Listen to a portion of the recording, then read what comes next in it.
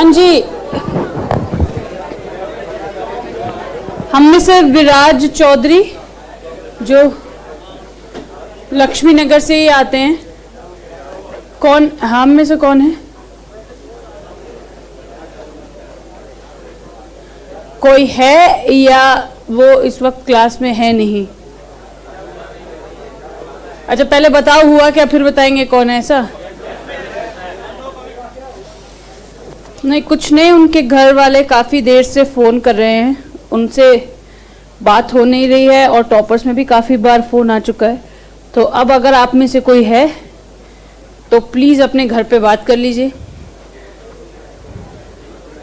यार this is somehow very bad you know कि you should at least not lie to your parents. आप ये बोल सकते हैं कि आज क्लास कैंसिल है इसलिए घर में बैठा हूँ, हमें ख़राब बना दो यार। झूठ बोलने की क्या ज़रूरत है किसी को भी कि क्लास में हूँ लेकिन जाना नहीं है। चलिए ठीक है, दैट्स देयर पर्सनल मैटर। हाँ नहीं, हाँ हमें we are no one to interrupt in this, we are sorry for that. चलिए बात करनी है इमर्जिंग टेक्नोलॉजीज़ की, बात करनी है इमर्जिंग टेक्नोलॉजीज़ की, जिसमें से भरत भैया रूल आज भी वही है। हाँ चलो, बहुत इंपॉर्टेंट बातें ऑलरेडी हो चुकी हैं, जैसे वर्चुअलाइजेशन, जैसे कल हुई थी ग्रिड कंप्यूटिंग। कल हमने एक नए कॉन्सेप्ट BYOD की भी बात की थी, ब्रिंग योर ओन डिवाइस। उसने हमें बताया था कि भाई देखो बात ऐसी है कि हम अपने एम्प्लॉयज को अलाउ करते हैं कि वो अपने डिवाइसेस लाके ऑर्गेनाइजेशन में इस्तेमाल कर सकते हैं हमारे नेटवर्क को यूज करके। ठीक है, उसमें फायदे हमें ये दिखे थे कि एम्प्लॉय कंफर्टेबल है और कंफर्टेबल होगा तो एफिशिएंसी बढ़ेगी उसकी। उसके बाद हमारे इनिशियल कॉस्ट इंफ्रास्ट्रक्चर खरीदने का कम हो जाएगा और IT सपोर्ट भी कम होगा और फ्लेक्सिबल आवर्स मिल सकेंगे। इसका मतलब अगर एम्प्लॉय लेट भी हो रहा हो तो हम कहेंगे ठीक है भाई तेरे पास डिवाइस तो है ही, ये काम तू घर से ही निपटा ले। उसके बाद वी हेडेड टूवर्ड्स, उससे पहले we headed towards grid computing. Grid हमने बनाया था, उसकी फोटो आपको याद रखनी है। तो हमें पता चलना चाहिए कि it is a collection and connection of various networks end devices जो मिलके किसी एक कॉम्प्लेक्स काम को पूरा करने के लिए बनाया जाता है। ठीक है, और हर डिवाइस जो नेटवर्क या ग्रिड से कनेक्टेड है वो अपने प्रोसेसिंग पावर्स, स्टोरेज और अदर डिवाइसेस को आपस में शेयर कर सकते हैं। ठीक है, इसलिए हमने एक लाइन लिखी थी that together they work function like a super computer. जब वो सब लोग मिल जाते हैं तो वो एक सुपर कंप्यूटर की तरह काम कर सकते हैं। Then we headed towards what are their work and what are types of resources which are used. First was computation. Computation का मतलब the first work is to perform the task. दूसरा storage. एक नया शब्द देखा डेटा ग्रिड। डेटा ग्रिड ने कहा it is a collection of various databases and storage devices combinely. Third was communication between the user and the donors, कैसे भी किसी भी रूप में। चौथा software and licenses. Software and licenses ने कहा कि या तो खरीद लो और खरीद नहीं सकते तो लीज पे ले लो for a particular period of time. उसके बाद special equipments and infrastructures which are required for grid computing. Then we headed towards some issues. क्या क्या दिक्कत आ सकती है कि उसको तभी तक रखो जब तक उसका काम नहीं हो जाए। अब उसका काम चाहे अंत तक चले तो अंत तक रखो, बीच में हो जाए तो बीच में हटा दो। उसके बाद प्रोटेक्शन ऑफ क्रीडेंशियल्स। उन्होंने कहा कि आपके passwords, important password keys, private keys, वो सबको प्रोटेक्टेड रखना है। एक्सपोर्टेबिलिटी। एक्सपोर्टेबिलिटी का मतलब है द डेटा और the codes which has to be exported which must be in the exportable format. Secured group communication and secured multiple implementation. उन्होंने कहा कि किसी एक के बीच के हो रहे ट्रांजैक्शंस या रिलेशंस किसी और को असर ना करें, मल्टीपल चीजें एक साथ वहां पे चलनी चाहिए। फिर आप बारी आई बेनिफिट्स की। बेनिफिट्स ने हमें बताया कि भाई अंडर यूटिलाइजेशन ऑफ फैसिलिटीज और रिसोर्सेज है, resource balancing, reliability, parallel CPU capacity and access to the additional resources। Parallel CPU capacity का मतलब होता है एक साथ कई सारे सीपीयू एक ही चीज पे मिलके काम करते हैं, that is known as parallel CPU capacity. ठीक है, BYOD अभी इसकी चर्चा हमने करी ली है। अब क्योंकि दिमाग बिल्कुल फ्रेश है तो फ्रेश बातों की चर्चा करेंगे पहले। हाँ,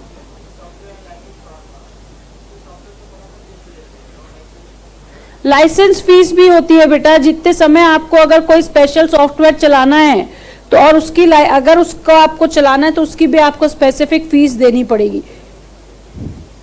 चलो भाई, आप यहां देखेंगे। अब let's talk about the very very very very important cloud computing and mobile computing. कुछ भी ऐसा नहीं है जितना ये डरावना हमें लगता है। बेटा एक मिनट प्लीज, इसमें बिल्कुल नाटक नहीं। कई सारे ऐसे टर्म्स आएंगे जो हमें नहीं पता है, तो प्लीज यहां देखेंगे। आपने यहां देखा कि मैंने बादल बनाने की कोशिश की है। अगर मैं अभी आपसे नॉर्मल बादल की कुछ कैरेक्टरिस्टिक्स पूछूं तो आप मुझे बताएंगे मैम एक बादल इनफाइनाइट है, हमें नहीं मालूम कि कैसे बादल होते हैं। और दूसरा आपने कहा मैम बादल तो केवल इवेपोरेशन से इकट्ठा हुए स्टीम है, ऐसे कोई बादल नाम की असली में कोई चीज होती नहीं है। हम कई बार जब हिली एरियाज में जाते तो कहते ये देखो हम बादल के साथ हैं, तो इसका मतलब बादल जैसी कोई चीज असली में होती नहीं है और दूसरी वो इनफाइनाइट होती है। ठीक बात है, तो ये भी वो क्लाउड है बेटा।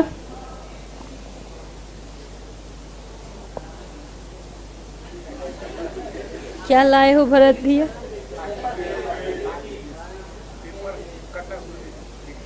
अच्छा, पेपर लाए हैं ये वाला, खाली पेपर लिखने के लिए। चलो बस, क्लाउड क्या है भाई? इनफाइनाइट है और एक्चुअल में इसकी एग्जिस्टेंस नहीं है बेटा। वैसे ही हमारी नजर में हमेशा इसका मतलब मैम एक्चुअल नहीं है लेकिन है, इसका मतलब क्या होगा? वर्चुअल, जो एक्चुअल है नहीं लेकिन एक्चुअल के जैसा काम कर सकता है। बिल्कुल ठीक। जब भी आगे से हम क्लाउड की बात करेंगे तो आपके सामने आना चाहिए शब्द इंटरनेट। इसका मतलब ऐसी वो चीज, ऐसी वो जगह जिसका असलियत में कोई एग्जिस्टेंस नहीं है और किसी को नहीं मालूम कि इसके पास एक्चुअल स्टोरेज है कितनी। इसका मतलब जब भी मैं क्लाउड की बात करूंगा तब मुझे समझ में आना चाहिए कि अच्छा, क्लाउड एक वर्चुअल स्टोरेज स्पेस है, एक वर्चुअल स्पेस है जहां पे बहुत सारी चीजें हैं इनफाइनाइटली। इसका मतलब मुझे मन में जैसे ही मैं क्लाउड के ऊपर याद करूंगा तो मेरे मन में आना चाहिए इंटरनेट, जो एक वर्चुअल स्पेस है और बहुत सारी चीजें हैं वहां पे। मैम क्या क्या है? जैसे बहुत सारे डेटाबेसेस हैं आपके मेरे दुनिया भर के, बहुत सारे सर्वर्स हैं जो मिलके काम कर रहे हैं, बहुत सारे एप्लीकेशंस हैं जिनका यूज हो रहा है, बहुत सारे ऑपरेटिंग सिस्टम्स वहां पे काम कर रहे हैं। तो इसका मतलब जब भी मैं क्लाउड को देखूंगा, आप कभी एक्सेल शीट देखी आपने MS एक्सेल में? तो आपने देखा है कि MS एक्सेल जितना आप चाहो उतना बढ़ा सकते हो। मतलब आपसे वो कभी नहीं कहेगा कि इसके बाद हमारे पास शीट नहीं है। तुमको जितना चाहिए उतना खींच लो। इसे कहते हैं, उस शीट को कहते हैं स्प्रेडशीट। एक्सेल में जो शीट यूज होती है उस शीट को कहते हैं स्प्रेडशीट। इसका मतलब इंटरनेट भी एक टाइप का स्प्रेडशीट है जो कभी नहीं कहता कि मेरे पास इससे ज्यादा जगह नहीं है। भाई जितना तुम मुझे एक्सपेंड करना चाहोगे उतना मैं आसानी से एक्सपेंड हो जाऊंगा। इसका मतलब जब भी मैं क्लाउड इमेजिन करूंगा तो मुझे क्लाउड दिखना चाहिए जो असली में है नहीं लेकिन फिर भी असली के जैसा काम करता है। दैट इज वर्चुअल स्पेस, जहां पे एक नहीं कई सारे डेटाबेसेस हैं, कई सारे प्रोग्राम्स हैं, कई सारे सॉफ्टवेयर्स हैं, कई सारे सर्वर्स हैं और बहुत सारी स्प्रेडशीट्स हैं। इसका मतलब एक भी नहीं कई सारी। जितना लिखना चाहोगे उतना लिखो। इंटरनेट आपको कभी नहीं कहेगा कि मैं इससे ज्यादा एक्सेप्ट नहीं कर सकता। बोलो ठीक है। ये क्या है? क्लाउड। पहला क्लाउड बनाया था IBM, international business machine. International business machine नाम की कंपनी ने। उसके बाद ये क्लाउड का कॉन्सेप्ट शुरू हुआ। इंटरनेट की जब भी हम बात करें, देखिए IPCC में हमारे पास एक अलग टॉपिक था कि हाउ इंटरनेट केम, इंटरनेट आया कैसे। तो इंटरनेट आज से करीब 50 दशक पहले, 5 दशक पहले और बेसिकली अगर मैं जाऊं तो US डिफेंस ने ARPANET बनाया था। क्या बनाया था? ARPANET। ARPANET का इंटेंशन था कि US डिफेंस आर्मी अपने लोगों तक बातें पहुंचाएंगी तब भी जब वो लोग मेरे आसपास नहीं होंगे। उसी ARPANET का इवोल्यूशन होते होते वो शब्द पहुंचा इंटरनेट पे। तो इसका मतलब जब भी मैं क्लाउड की बात करूंगा, अब मुझे ध्यान है कि cloud is a collection of various databases, spreadsheet, servers, applications and spreadsheets. The first cloud was developed by IBM। लेकिन मैम हमारे तो उसका नाम है क्लाउड कंप्यूटिंग। अभी अभी आपको कितना अब तो समझा दिया कि भाई कंप्यूटिंग का मतलब performing of the task is known as a computing. जब भी हम किसी भी टास्क को, किसी भी काम को परफॉर्म करते हैं तब उसको कहते हैं कंप्यूटिंग। इसका मतलब परफॉर्मेंस ऑफ एनी टास्क और things by using the virtual space is known as cloud computing. इसका मतलब मैं आपको एक डेफिनेशन बता रही हूं, इससे आसान डेफिनेशन दुनिया में नहीं है कि क्लाउड कंप्यूटिंग क्या है। एक टेक्निक है जिससे कोई भी यूजर, आप, मैं, XYZ, कोई भी यूजर किसी भी प्रकार के डेटा और रिसोर्सेस को शेयर कर सकता है around the from anywhere around the world, सिर्फ एक चीज की मदद से, और वो चीज है इंटरनेट। क्लाउड कंप्यूटिंग का क्या मतलब है? वर्चुअल स्पेस का यूज करते हुए। वर्चुअल स्पेस क्या होती है बेटा? वो स्पेस जो असली में नहीं है लेकिन फिर भी असली के जैसा काम करती है, उसे कहते हैं वर्चुअल स्पेस। तो cloud computing is a technique that allows the user to share the information and resources from anywhere around the world using internet। ठीक है। उसके बाद cloud is a virtual space with a collection of various databases, spreadsheets, application, platforms, operating systems, and the first cloud was developed by IBM। लेकिन आज तो Apple के पास iCloud है, MI के पास MI क्लाउड है, ICAI के पास अपना क्लाउड कैंपस है। देखा है आपने? एक ऐप भी है ये ICAI क्लाउड कैंपस। तो ICAI के पास भी अपना क्लाउड है। इसका मतलब अब जब मैं इन क्लाउड का नाम सुनता हूं तो मेरे मन में आना चाहिए कि अच्छा, ये इंटरनेट में प्रेजेंट इनकी ली हुई जगह है जो जिसको कौन मैनेज करता है? आई क्लाउड को एप्पल, MI क्लाउड को MI, और जो जगह ICAI ने इंटरनेट पे ली है उसको कौन मैनेज करेगा?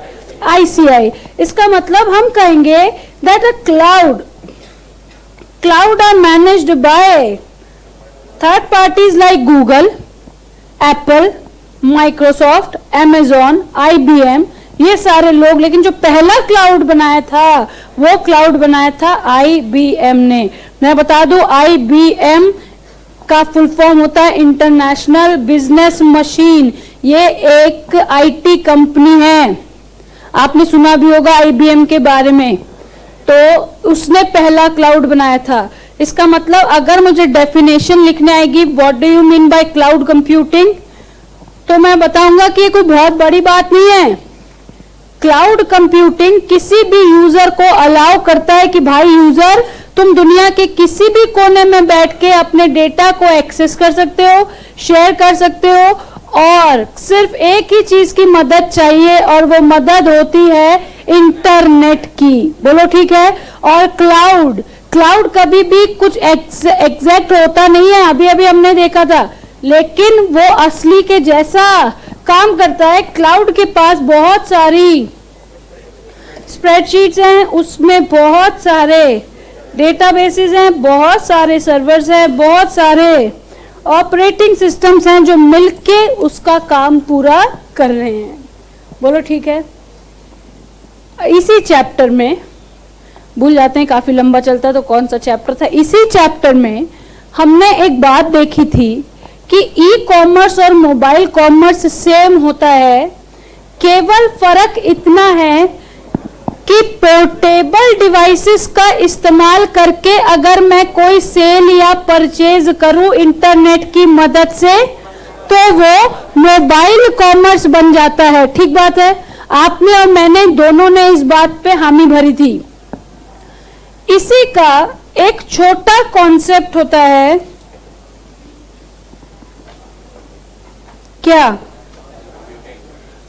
Mobile computing. अभी क्लाउड के टाइप्स कुछ नहीं बताए मैंने, सिर्फ पहले इसका मीनिंग क्लियर कर दूं।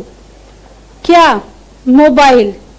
आपको कहना है same as cloud computing just by using the portable devices that is known as mobile computing. ये कहते हैं भाई mobile computing allows the user to share or access the data from anywhere around the world using the portable devices like smartphones, laptops, iPads, tablets by connecting with a certain network। भाई चाहे वो cell, अब अगर मैं अपने phone से mobile computing करना चाहूं तो उसके दो रास्ते हैं। रास्ता नंबर 1 कि मेरे सिम का नेटवर्क चलता हो इंटरनेट, और अगर मेरे सिम में ना हो तो वाईफाई से जोड़ लूं।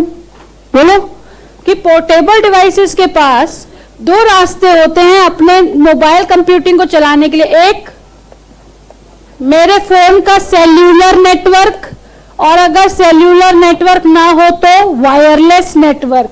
इसका मतलब मोबाइल कंप्यूटिंग कहता है सब कुछ सेम है, किसके जैसा? क्लाउड के जैसा, केवल पोर्टेबल डिवाइसेस, और यहां एक शब्द है नेटवर्क, कि आपको किसी ना किसी नेटवर्क से कनेक्ट होना पड़ेगा, या तो आपका सेल्यूलर नेटवर्क हो और या फिर वायरलेस।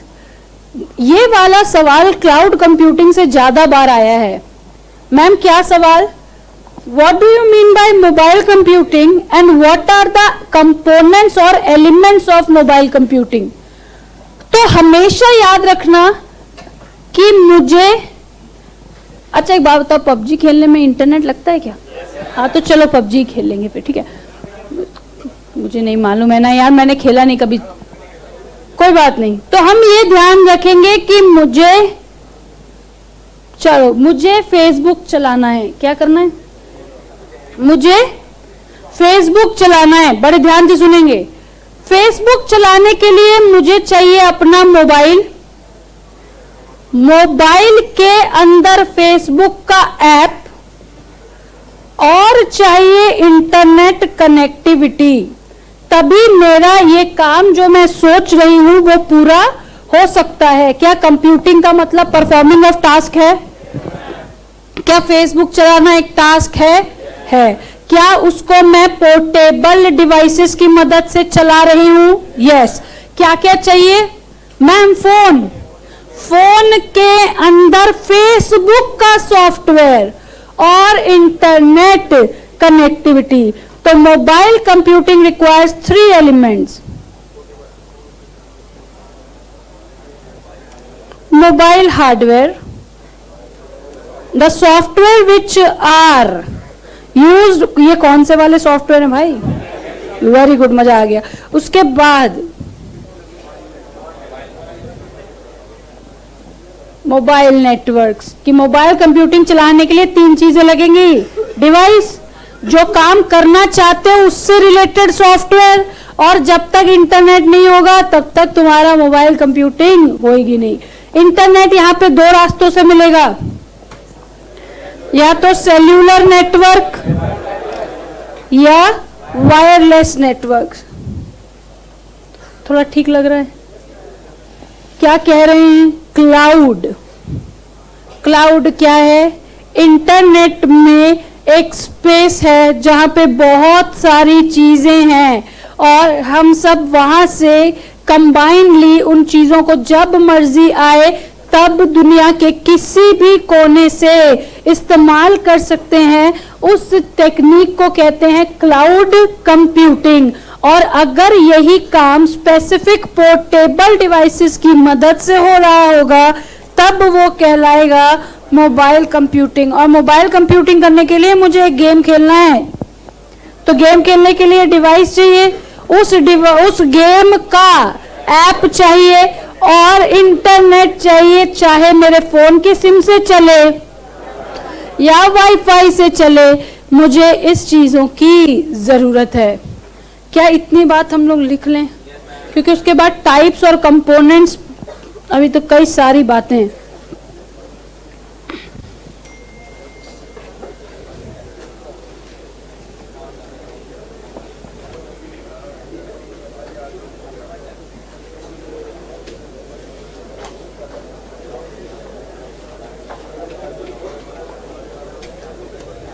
अरे इतनी खुशी।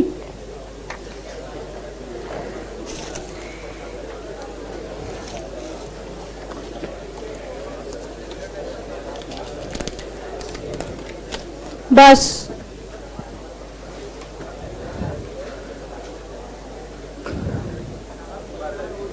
आप सुनो तो पहले।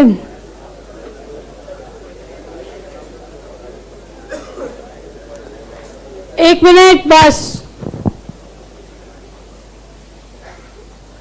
BYOD के लिए आधा पेज छोड़ देंगे। BYOD के लिए आधा पेज छोड़ देंगे, क्योंकि एडवांटेज तो लिखी है, डिमेरिट्स उसके लिखने बाकी हैं। अच्छा, और एक बात, आप में से कितने बच्चे हैं जो मई में अभी एग्जाम अपीयर करेंगे? भाई ये कैसे हो गया भाई? आज तक तो इतने तो टोटल ही नहीं थे। अच्छा फिर ठीक है, नीचे हाथ। सेकेंड ग्रुप वाले बच्चे कितने हैं जो मई में अपीयर करेंगे अभी एग्जाम? ठीक है बेटा, आपके लिए, हाँ बोथ ग्रुप और सेकेंड ग्रुप जो भी है, आपके लिए स्पेसिफिकली टेस्ट के शेड्यूल्स अलग हैं, क्योंकि नवंबर वालों को हम आपके साथ अभी से नहीं घसीट सकते। उनके पास अलग प्रेशर है कि मुझे फर्स्ट ग्रुप भी पढ़ना है अभी, मैं अगर सारा इसी में लगा दूंगा तो कैसे होगा। तो आपके लिए टेस्ट के schedules are different with those are of November exams. ठीक है, वैसे तो रिजल्ट की डेट 23 तारीख आई है, ऑफिशियल डेट है 23 तारीख अराउंड 6 PM। पहली बार ऐसा हुआ है।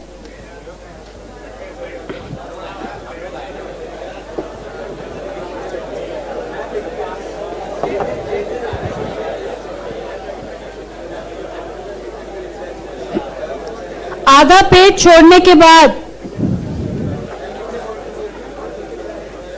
आधा पेज छोड़ने के बाद बस आधा पेज छोड़ने के बाद BYOD के लिए क्लाउड कंप्यूटिंग हम लोग लिख रहे हैं।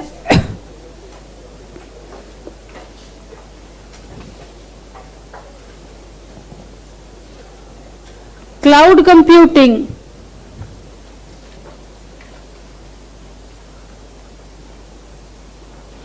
is a technique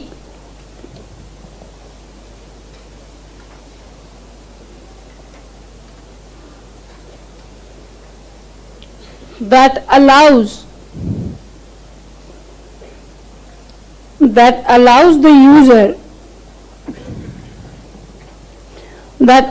the users to access or share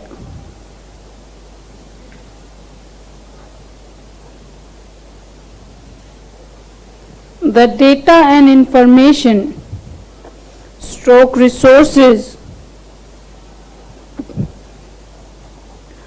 from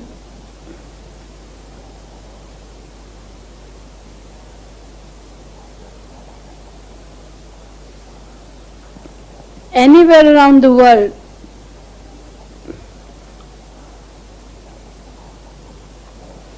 using internet.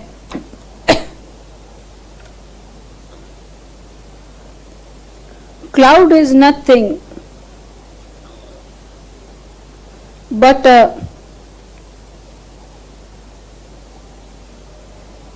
virtual space over internet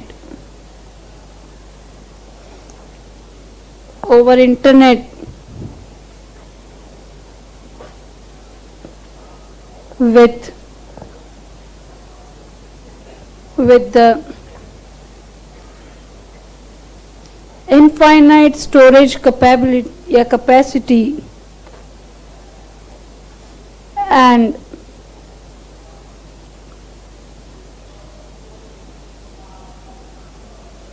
collection of various databases,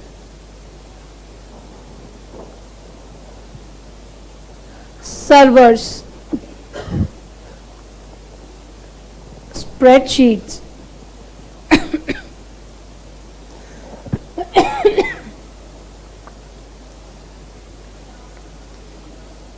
applications.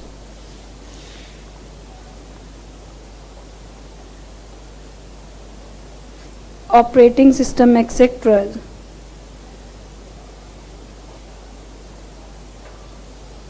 which is managed by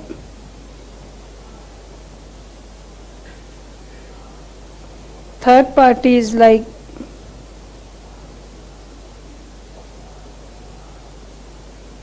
Google, Amazon, Microsoft, Apple, etc.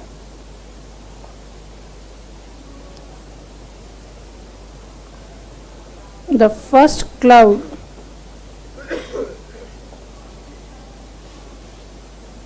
was developed by IBM.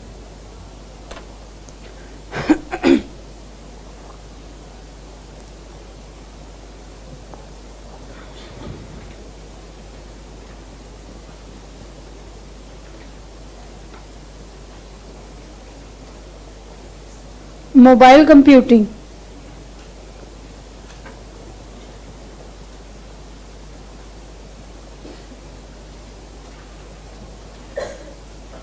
Mobile computing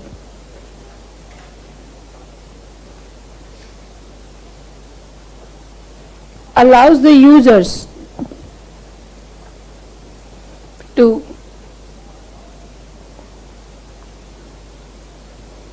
access and share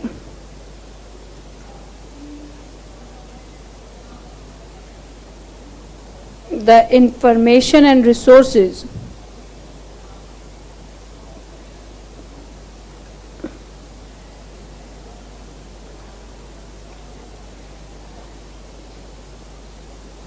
from anywhere around the world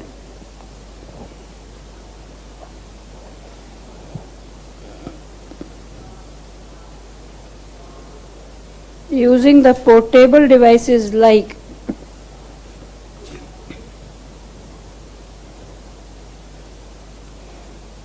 smartphones, laptop,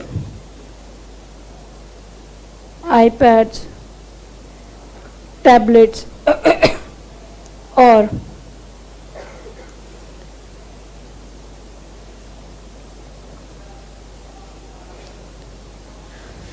other personal digital assistants, जिनको short form में PDA कहते हैं. इसके ऊपर अभी बता दूंगी मैं स्पेसिफिकली क्या होता है.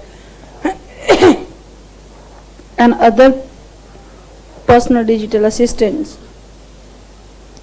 Bye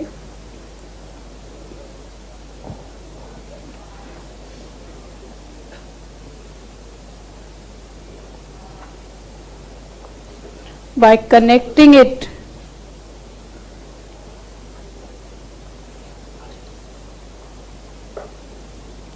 with a particular network that is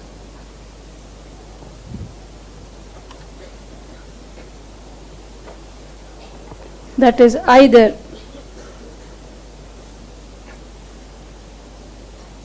cellular network or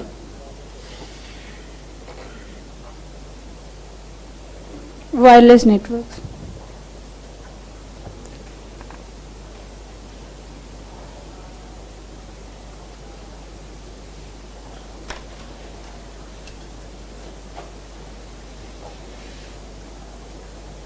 Components or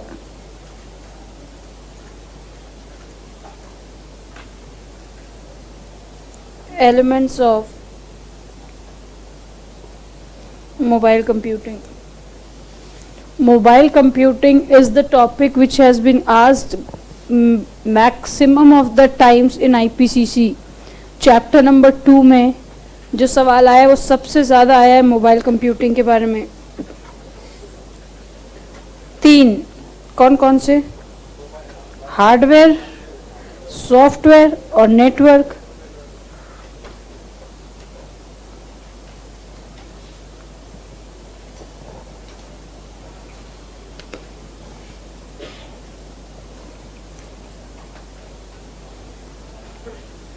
mobile networks, जिनको लिखा भी जाता है mobile communication, that is the channel through which the exchange of information and resources will be done.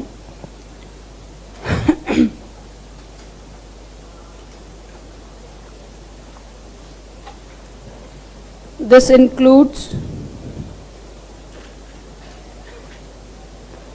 includes the use of various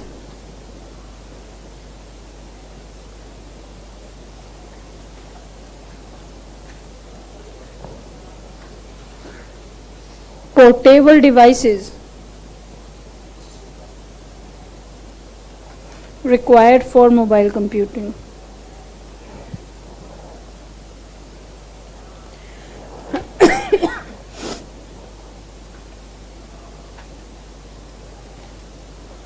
This includes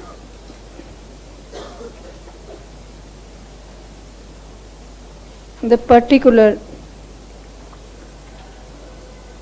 mobile application softwares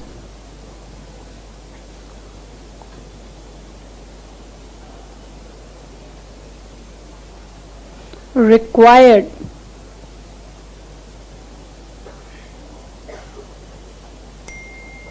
for performing the tasks.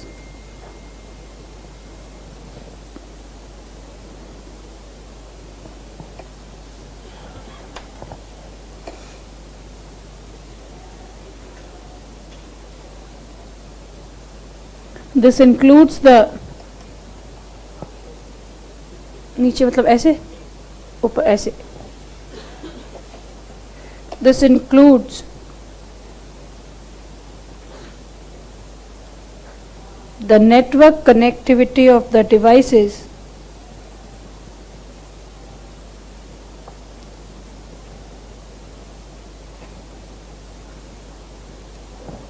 whether cellular or wireless.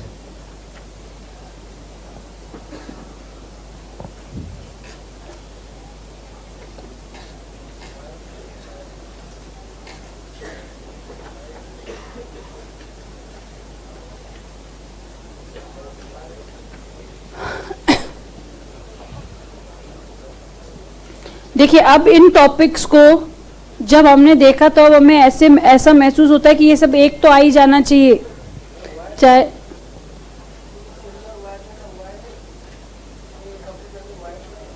हाँ हो सकता है। आप जो ये कह रहे हैं कि क्या बोलते हैं ब्रॉडबैंड है या कुछ है, तो उसमें भी आपको ब्रॉडबैंड का मॉडेम वायर कनेक्टेड होता है, लेकिन मॉडेम से आपका डिवाइस वायर से कनेक्ट नहीं होता। हाँ तो कंप्यूटर में जो वायर है, बिल्कुल ठीक बात है, इसके लिए हम वायर भी ले सकते हैं, लेकिन यूजुअली क्या है कि जो इसको सपोर्ट करे या बाहर से कोई एडिशनल नेटवर्क हम लेके आए, दोनों उसी के बराबर।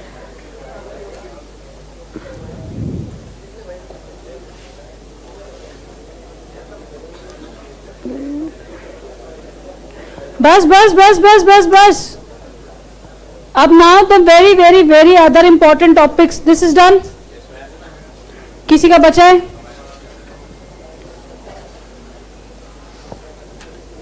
चलो यहां देखेंगे अब। हाँ लिखना है, चलो कोई बात नहीं, sorry.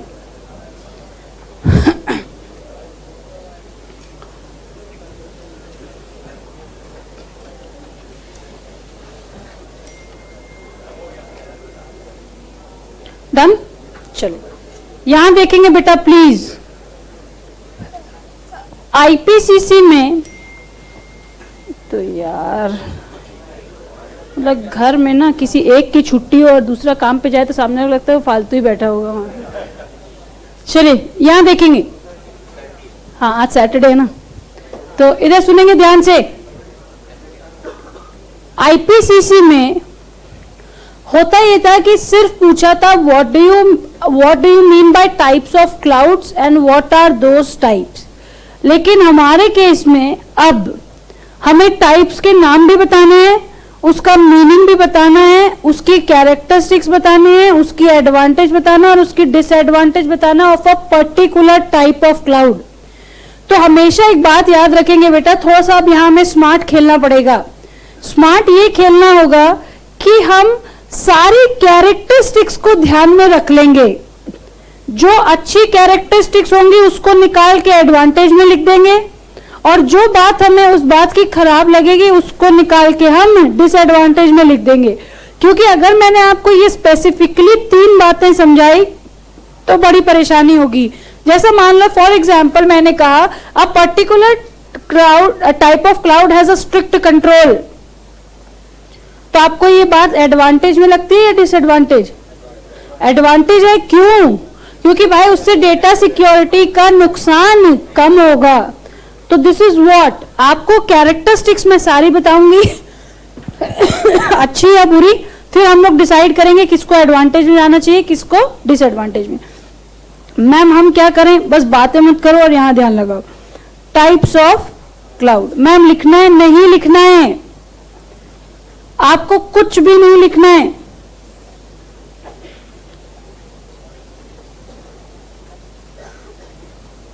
Public, private, hybrid and community, 4 type के क्लाउड होते हैं। और इन 4 टाइप्स के नाम यहां पे मैंने लिखे हैं, public clouds, private clouds, hybrid clouds and community clouds. अब तो गला मेरा चलना बंद हो गया एक बात कह के कि जो नाम है वही काम है। अब एक बात को ध्यान से सुनना है बेटा, बहुत ध्यान से। वो वर्चुअल स्पेस जो हर किसी के लिए ओपन है और हर कोई उसमें अपना डेटा स्टोर करके एक्सेस कर सकता है, वो कहलाती है पब्लिक क्लाउड। जैसे for example Gmail is a public cloud. वो क्या कहता है, हर कोई आओ और मेरे साथ अपना डेटा स्टोर कर लो और जब तुम्हें मर्जी होगी तब मैं तुम्हारा डेटा तुमको एक्सेस भी करने दूंगा। That is public cloud. Public cloud का मतलब the space which is open to all, किसी प्रकार की कोई रिस्ट्रिक्शन नहीं है। अब यहीं से बात करते चलते हैं। पब्लिक क्लाउड है तो बड़ी जगह होगी, तो बड़ी जगह होगी तो ज्यादा लोग यूज करेंगे या कम? ज्यादा। इस कैरेक्टरिस्टिक्स को कहते हैं scalable. Scalable, economies of scale, ध्यान है ना, ज्यादा। तो स्केलेबल, ये हाईली स्केलेबल है या लेस स्केलेबल है? हाईली। इसका मतलब यहाँ पे बहुत सारे लोगों को इकट्ठा हम इस्तेमाल करने दे सकते हैं। तो पहली कैरेक्टरिस्टिक्स क्या हो गई भाई? स्केलेबल। कैसी स्केलेबल? अब आगे कुछ पढ़ने के लिए मुझे एक वर्ड सीखना होगा, SLA। SLA, service level agreement. Service level agreement, जरा ध्यान से सुनना है। एक हूं मैं द यूजर और दूसरा है वो व्यक्ति जो मुझे इंटरनेट की सर्विस प्रोवाइड करवा रहा है, that is ISP, internet service provider. ठीक है, एक मैं हूं जो उसका इंटरनेट इस्तेमाल करती हूं और एक व्यक्ति है जो मुझे इंटरनेट प्रोवाइड कराता है, that is ISP, internet service provider. तो बेटा जब भी आप अपने इंटरनेट सर्विस प्रोवाइडर से इंटरनेट की सर्विस लेते हैं तो आप लोगों के बीच में कुछ बातें तय होती हैं कि महीने के इतने पैसे लगेंगे, पहले इतने GB में इतनी स्पीड आएगी, उसके बाद आपको अगले 100 GB तक ये स्पीड मिलेगी, उसके बाद अनलिमिटेड आपको ये स्पीड आप पूरे महीने चला लेना। ऐसा कुछ कभी देखा है असलियत में? तो ये क्या है? आपने भी तो एक प्रकार का किया है, क्या? Agreement between what? The user and the internet service provider. इसको कहते हैं बेटा सर्विस लेवल एग्रीमेंट। इसका मतलब the agreement between the user and the service provider is known as service level agreement। बोलो ठीक है। मैम इसका यहाँ पे क्या काम है क्लाउड में? बेटा एक बात बताओ, अगर ये क्लाउड है तो इस क्लाउड का जो इंटरनेट स्पेस है वो कोई तो मैनेज करता होगा कि नहीं करता होगा? करता होगा। क्या यहाँ पे पब्लिक होने की वजह से n नंबर ऑफ यूजर के डेटा स्टोर्ड हैं? इसका मतलब अगर कल को जीमेल में हैकिंग होती है तो डेटा लॉस बहुत ज्यादा होगा। बोलो ठीक बात है। तो बताओ पब्लिक क्लाउड को स्ट्रिक्ट SLA चाहिए या वीक SLA चाहिए? स्ट्रिक्ट SLA चाहिए। क्यों? क्योंकि भाई यहाँ बहुत सारे लोगों का डेटा स्टेक पे लगा है। अगर सर्विस प्रोवाइडर ढीला पड़ गया तो डेटा का लॉस बहुत ज्यादा होगा। इसका मतलब मैं आपको कुछ फिक्स्ड पॉइंट्स बता रही हूं, या तो ये हाई होंगे या लो होंगे या मीडियम होंगे। ये क्या है? ये स्ट्रिक्ट SLA। अब बताओ कंट्रोल ज्यादा है और कहीं ना कहीं डिसेंट्रलाइज कंट्रोल भी, हर कोई अपने अपने पोर्शन को कंट्रोल कर रहा है। अच्छा बताओ जो यूजर है उसके लिए कोई कॉस्ट आती है क्या? जो यूजर है उसको पब्लिक क्लाउड को यूज करने के लिए कोई कॉस्ट आती है क्या? आपको जीमेल को यूज करने के लिए पैसे देने पड़ते हैं क्या? नहीं। इसका मतलब ये एडवांटेज हुई या डिसएडवांटेज? एडवांटेज। लेकिन याद करो वो ही BST वाले पेपर्स कि एक तरफ तो यूजर के लिए एडवांटेज है, पैसा नहीं है, लेकिन पब्लिक क्लाउड में बोझ जबरदस्ती का बढ़ गया। भाई ये नॉन एक्सक्लूडेबल है, ये नॉन एक्सक्लूडेबल है। इसका मतलब हम किसी को इसको यूज करने से रोक नहीं सकते, तो जबरदस्ती क्या हो जाएगा, उसके ऊपर बर्डन बढ़ना शुरू हो जाएगा। क्या कह रही है? कैरेक्टरिस्टिक्स ठीक है। यही 4 पॉइंट हैं जो आपको बाकी सब में भी लिखने हैं। इसका मतलब स्केलेबल, कंट्रोल्स, SLA और कॉस्ट। ठीक है, यही 4 बातें हम लोग लिखेंगे। या तो किसी के में ज्यादा होगी या किसी के में कम होगी।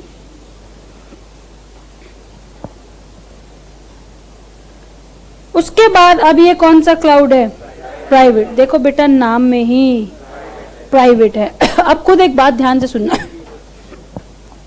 तो जो गूगल के पास आपका मेरा सबका डेटा है, ठीक है, और गूगल मुझे कहता है कि आओ अपना डेटा स्टोर करो और जब मर्जी आए तब उस डेटा को निकाल के चल देना, ठीक बात है। तो बेटा गूगल का अपना भी तो कुछ डेटा होगा।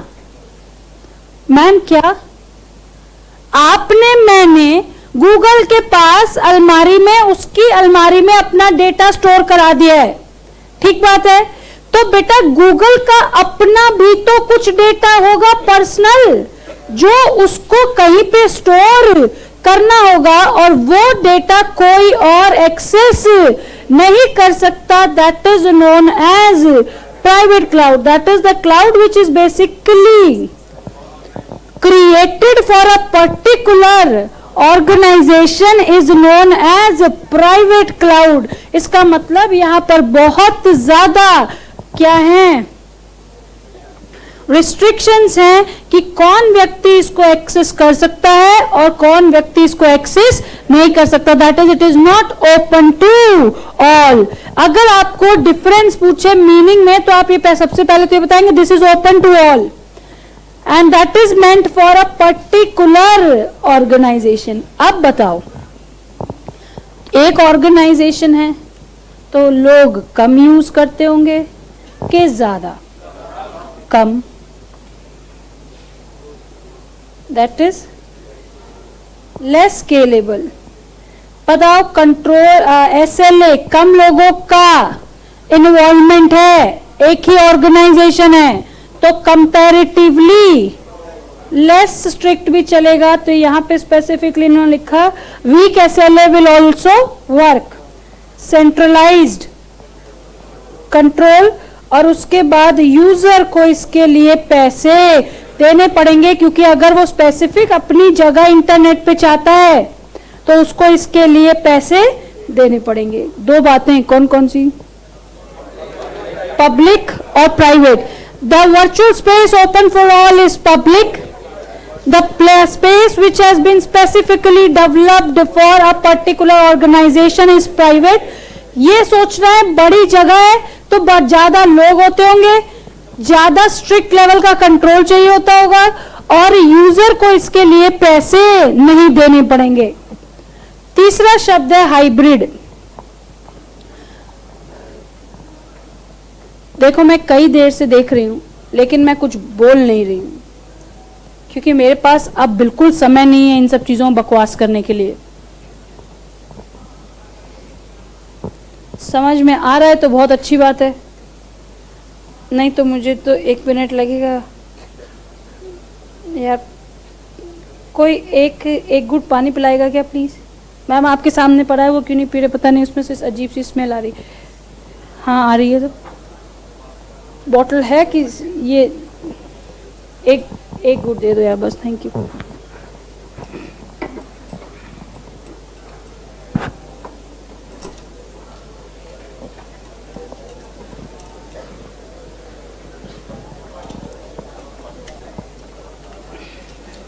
ठंडा पानी जन्नत है लेकिन ना।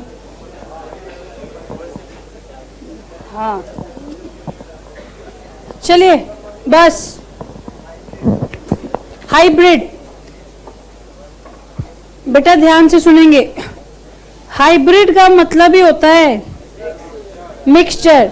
किसी भी चीजों को जब एक या ज्यादा चीजों की क्वालिटीज को मिक्स करते हैं तब वो चीज बन जाती है हाइब्रिड।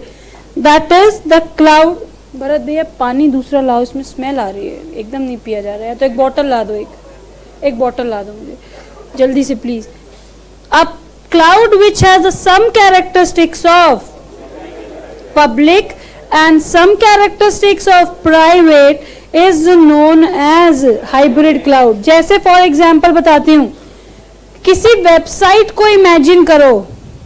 मान लो आप मेक माई ट्रिप की वेबसाइट को एक्सेस कर रहे हो, ठीक है, तो आपने एक बात को नोटिस किया होगा कि कुछ information is free for every user. इसका मतलब जैसे ही आप वेबसाइट खोलेंगे तो कई सारी इंफॉर्मेशन ऐसी होती है जो सबको दिखाई देती है, चाहे आप एमएमटी के मेंबर हैं या नहीं। लेकिन कई लिंक्स ऐसे होते हैं जिनको जैसे ही आप खोलते हैं तो वो कहते हैं पहले लॉग इन करो, तभी आपको ये पर्टिकुलर इंफॉर्मेशन हम दे पाएंगे। इसका मतलब वो एक लेवल तक तो सबको एक्सेस अलाउ करते हैं, लेकिन जैसे ही एक लेवल के बाद आता है वहां पर उसकी रिस्ट्रिक्शंस आ जाती हैं। तो दिस इज हाइब्रिड। तो इसका मतलब partially scalable, partially strict SLA, partial control क्योंकि आधी चीजें खुली हैं और आधी चीजें बंद है।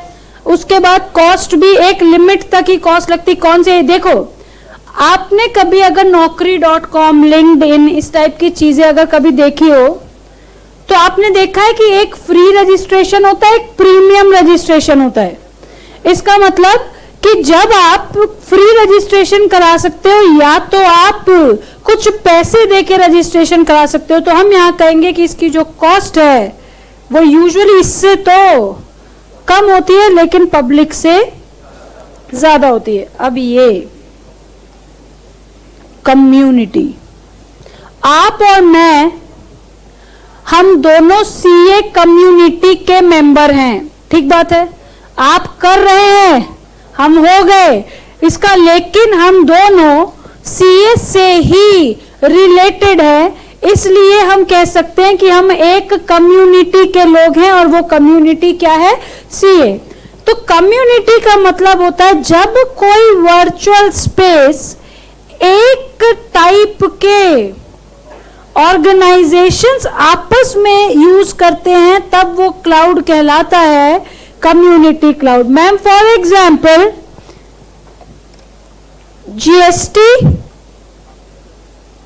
जीएसटी का डिपार्टमेंट और मान लो कौन, एक्साइज ड्यूटी का डिपार्टमेंट। मैम कैसे, अब खुद सोचो कि अगर मान लो 1 लाख रुपए के गुड्स बिके हैं तो 1 लाख रुपए के गुड्स बने भी तो होंगे। मैम क्या, मैंने कहा कि इस जगह से 1 लाख रुपए के गुड्स बिके हैं, 1 लाख रुपए के, ये ठंडा है यार,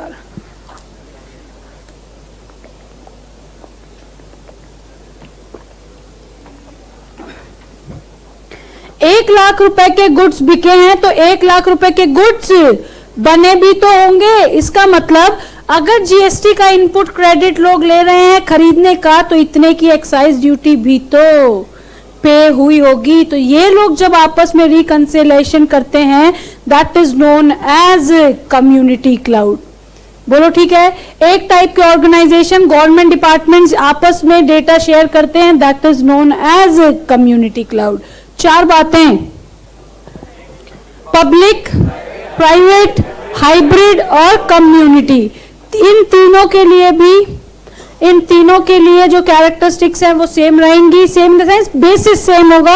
आपको देख रहा है जितनी खुली जगह उतने ज्यादा लोग, उतना स्ट्रिक्ट एसएलए, उतना डिसेंट्रलाइज कंट्रोल, उतने कम पैसे।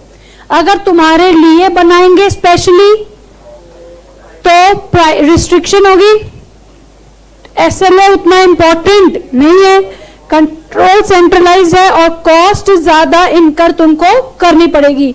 हाइब्रिड हर चीज पार्शियल है, that is the characteristics of partial public and partial private. ठीक है। कम्युनिटी में, कम्युनिटी की हम जब भी बात करेंगे तो हमें याद रखना है कि सेम सॉर्ट ऑफ ऑर्गेनाइजेशन इसे यूज करती है। इसका एक और एग्जांपल मैं देती हूं।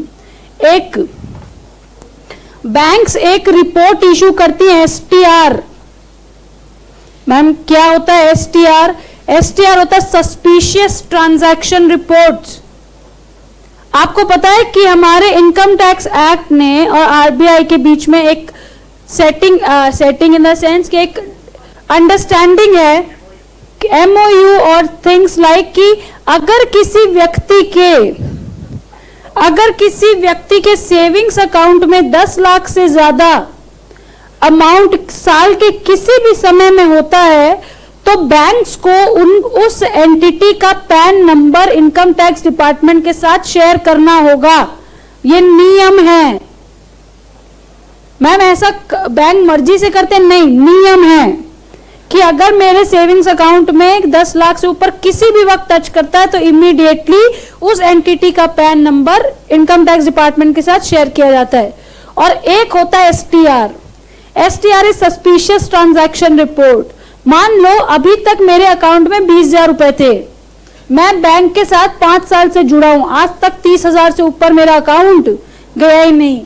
अचानक मैंने 6 लाख रुपए बैंक में जमा किए हैं, तो बैंक को तो मेरी हालत पता है पिछले 5 सालों में कि ये मैक्सिमम गया तो कहां तक गया, 30,000, 2,000, 3,000 से ऊपर ना इसने कभी पैसे निकाले ना कभी पैसे डाले। तो ये 6 लाख रुपए अचानक से इसके पास कहां से आए?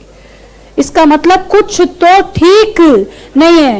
इमीडिएटली उस एंटिटी की सारी डिटेल्स इनकम टैक्स डिपार्टमेंट को शेयर कर दी जाती है। तो क्या कहीं ना कहीं एक एंटिटी का कॉमन डेटाबेस है? ये कौन सा क्लाउड? Community cloud. एक चीजों को डील करने के लिए जब एक टाइप के ऑर्गेनाइजेशंस या एक तरीके के लोग आपस में डेटा शेयर करते हैं, that is known as community cloud. बोलो ठीक है। 4 टाइप्स कौन कौन से? Public, private, hybrid, community. The space open to all is known as public clouds. The restricted for a particular organization, that is private cloud. उसके बाद partial private, partial public, hybrid and with a certain same level of organization, that is known as community. इसको लिखिए पहले please.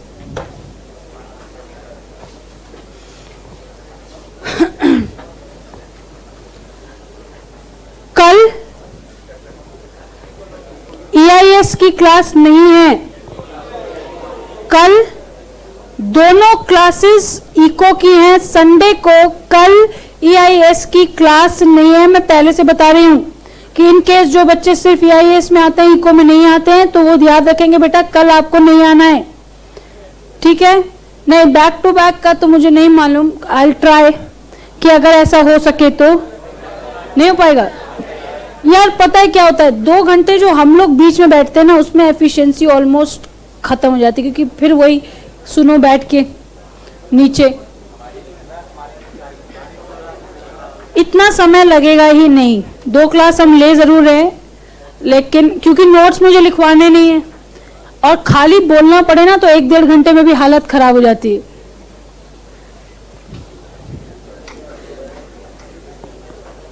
Types of clouds. Types of clouds. सबसे पहला cloud public cloud. A is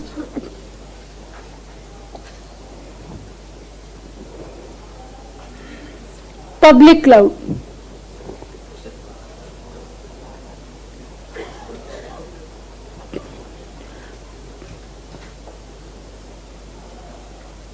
Public cloud is that infrastructure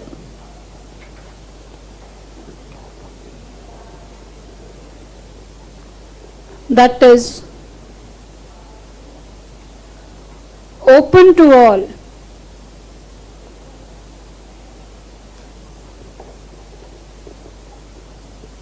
In other words,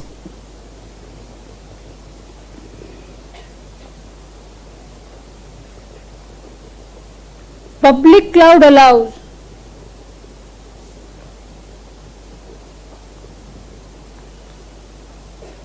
the general public to use the virtual space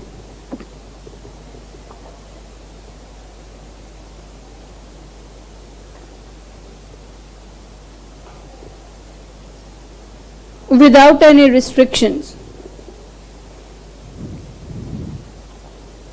These are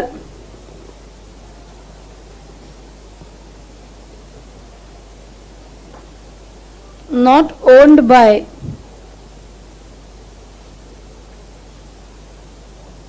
particular organization.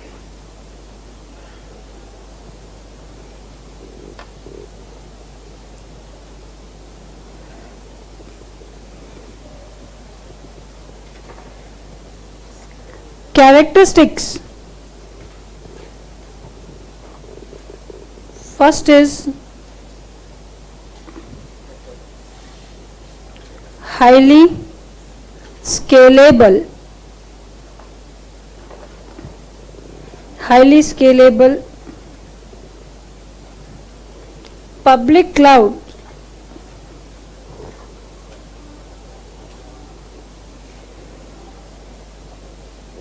allows the large number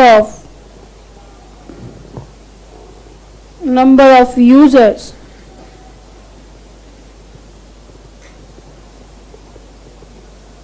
to use the clouds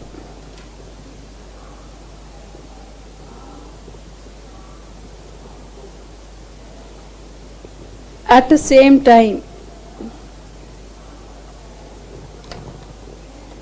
Second is affordable.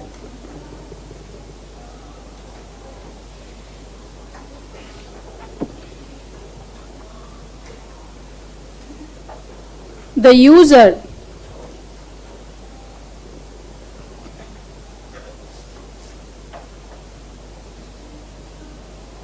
does not specifically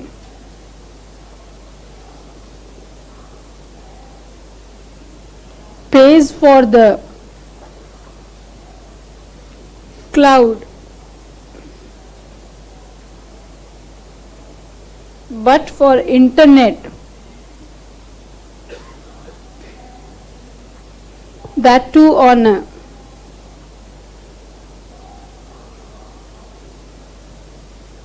pay as you go basis. That is, the cost will only be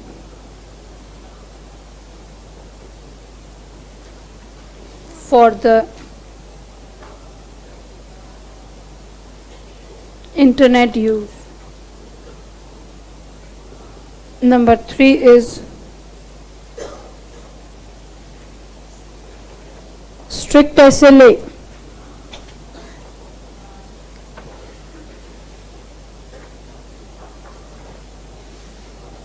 If service provider and network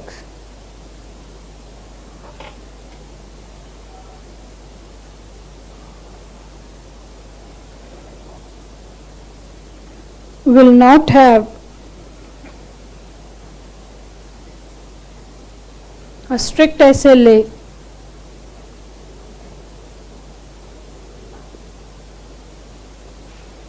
the cloud functions will not be able to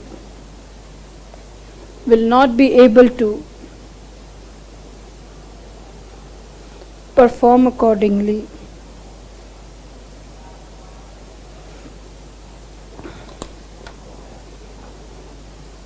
Number 4 is less secured, as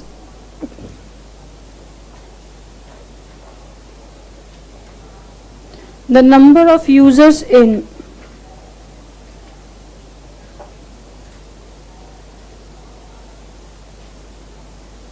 public clouds are huge.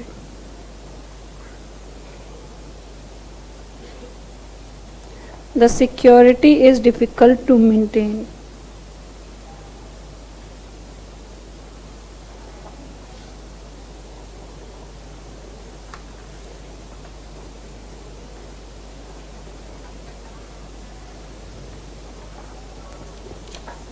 ये तो एक cloud हुआ भाई, अभी कौन सा cloud?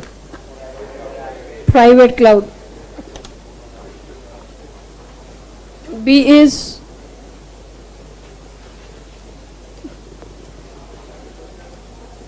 B is private cloud.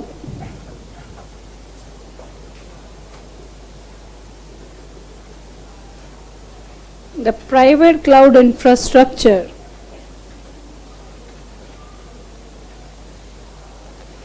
is developed for the use of a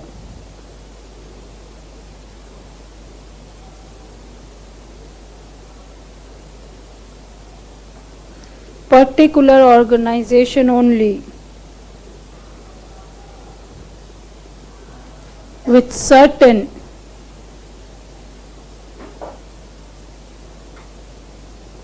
specifications for access of the cloud.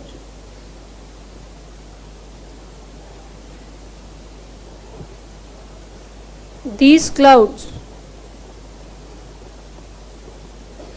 are also known as internal clouds or corporate clouds.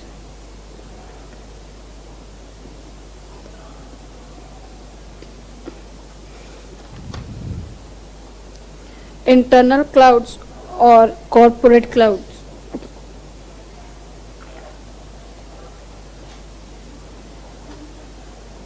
Characteristics. Number 1 is secured.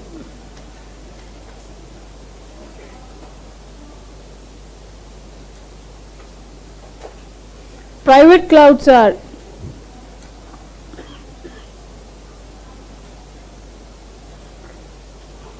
more secure than public clouds, as the users access the clouds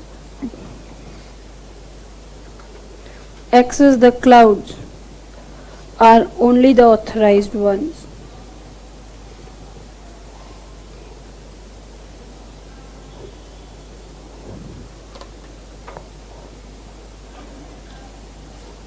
Number 2 is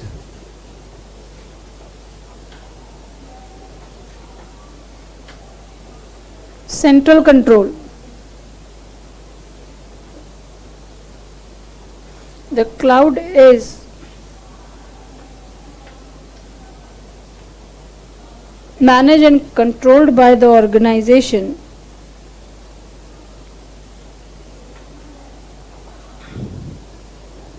And no other is allowed to make the changes in the cloud. ऊपर वाली sheet बची किसी की?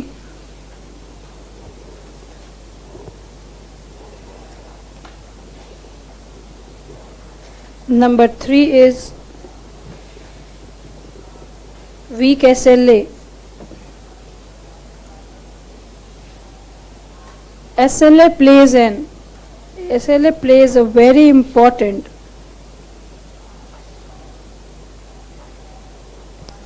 role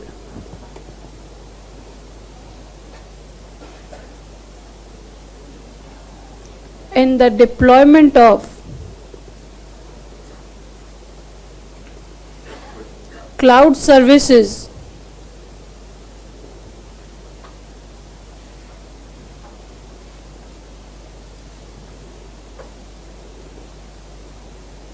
by the service providers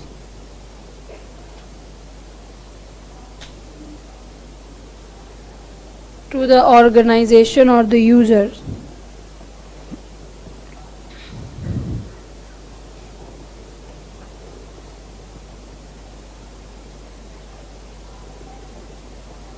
Service level agreements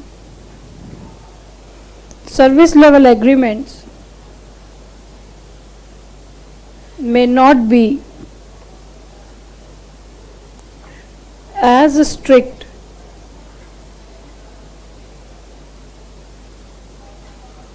in public clouds.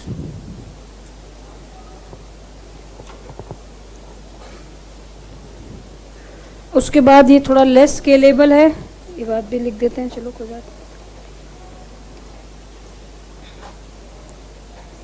less scalable,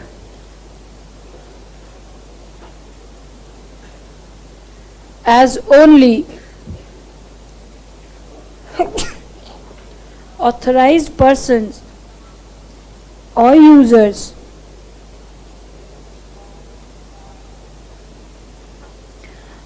are allowed to use the cloud.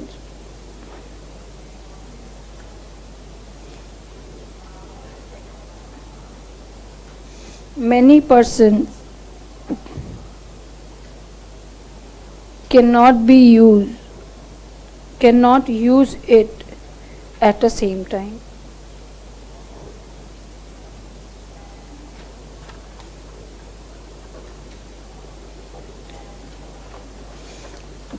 C is hybrid.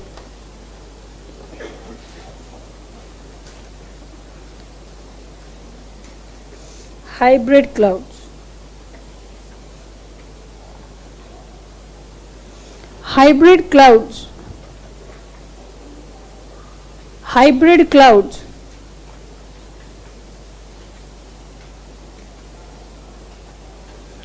are the clouds with a combination of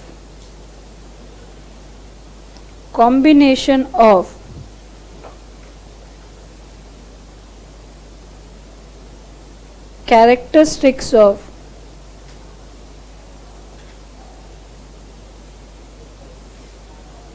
private as well as public clouds.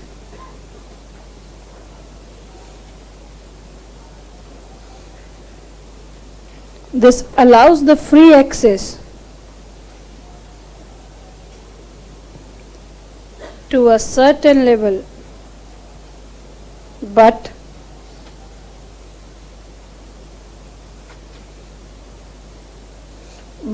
imposes the restrictions at other levels.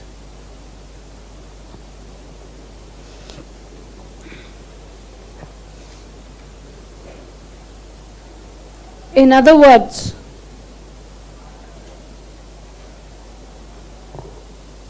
hybrid clouds can be treated as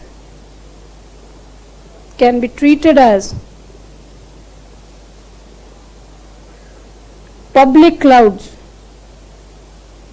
with some of the characteristics of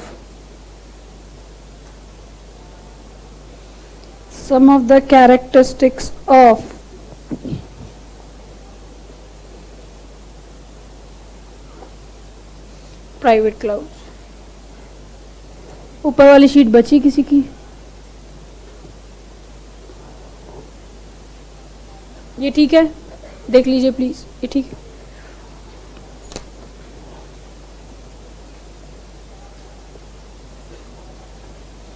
Characteristics A is scalable,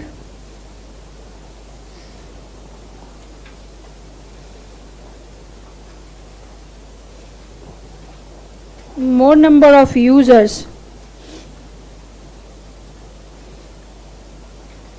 can use the clouds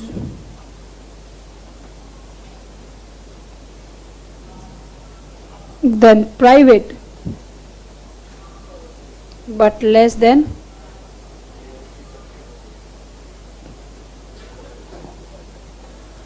ये वाली sheet हो गई, then public. B is partially secure. Partially secure.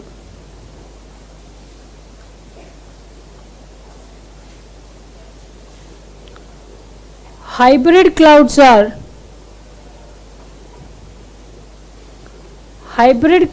are usually secure than public, but less secure than private clouds.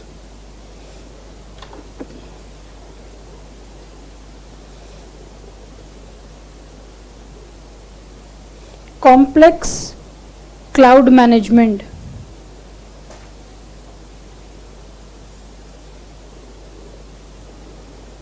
Complex cloud management.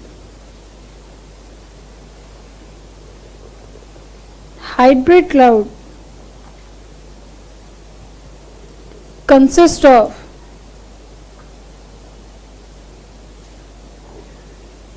the involvement of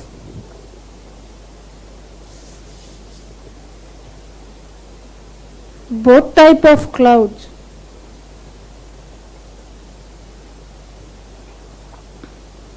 which makes the management of access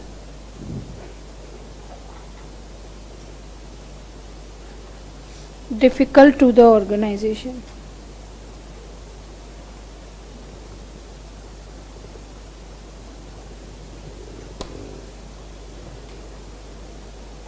D is stringent SLA. SLA are strict than private,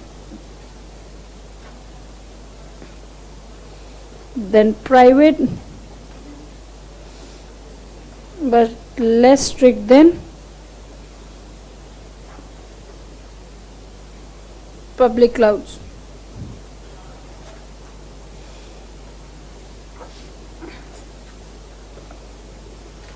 उसके बाद last is D is community cloud.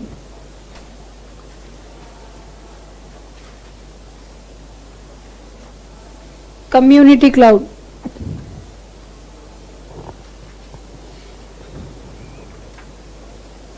The community cloud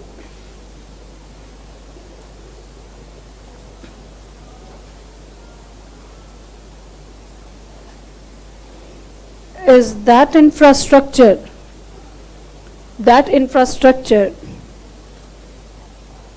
which is meant to be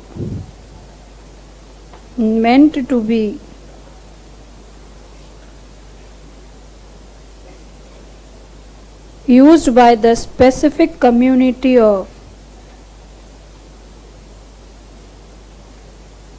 users, customers or organizations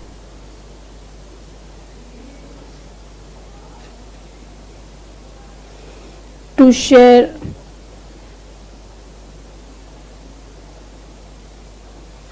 the information and resources of a same type for the specific purposes.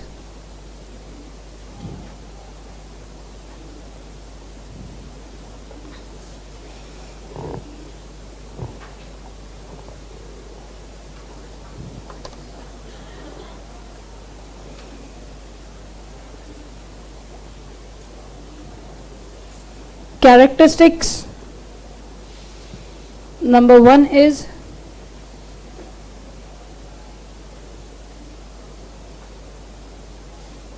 partially secured, as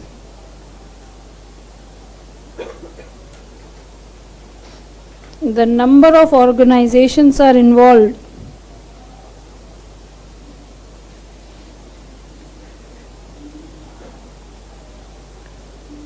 it leads to the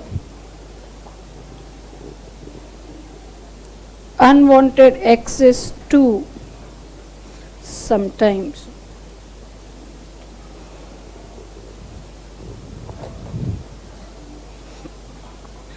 Number 2 is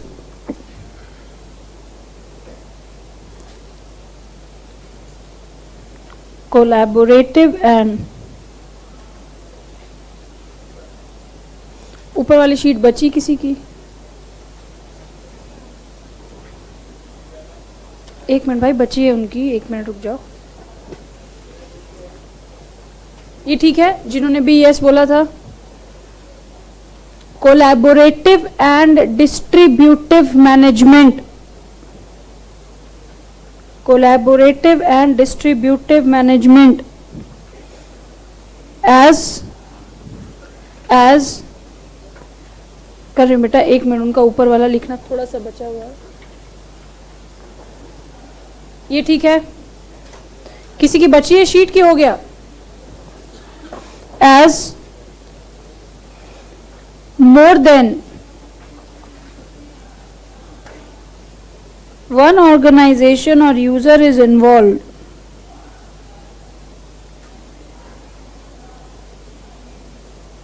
the management of cloud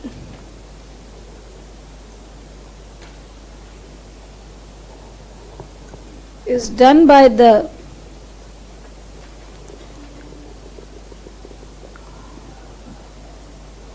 involved organizations collectively as per their agreed terms.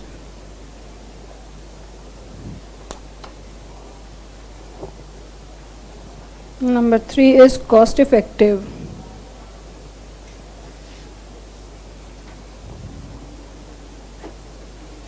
The burden of cost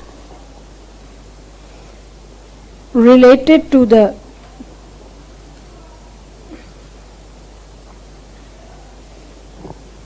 management, maintenance of cloud is shared by the organizations.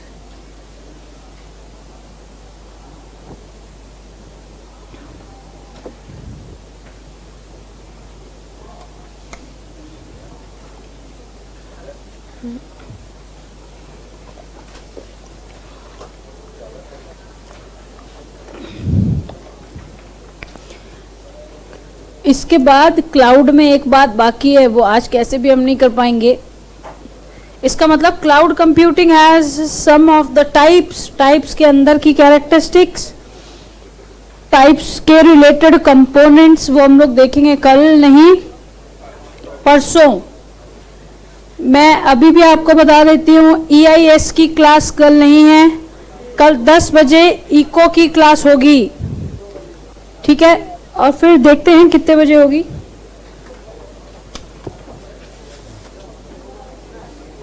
चलिए ठीक है then. अच्छा, elements of mobile computing तो बता दो 3, mobile hardware, software and network. सीधी बात है, डिवाइस, उसके अंदर का सॉफ्टवेयर, उसके अंदर चाहिए नेटवर्क। उसके बाद क्लाउड में it is a technique that allows the user to access and share the information and resources from anywhere around the world just by using internet। ठीक है, हमें पता चल गया कि क्लाउड एक ऐसा वर्चुअल स्पेस है जहां बहुत सारी चीजें रखी हैं, और पहला क्लाउड बनाया था IBM ने। ये रहे कई सारे types, public, private, hybrid and community. चलिए then will meet after the audits class then.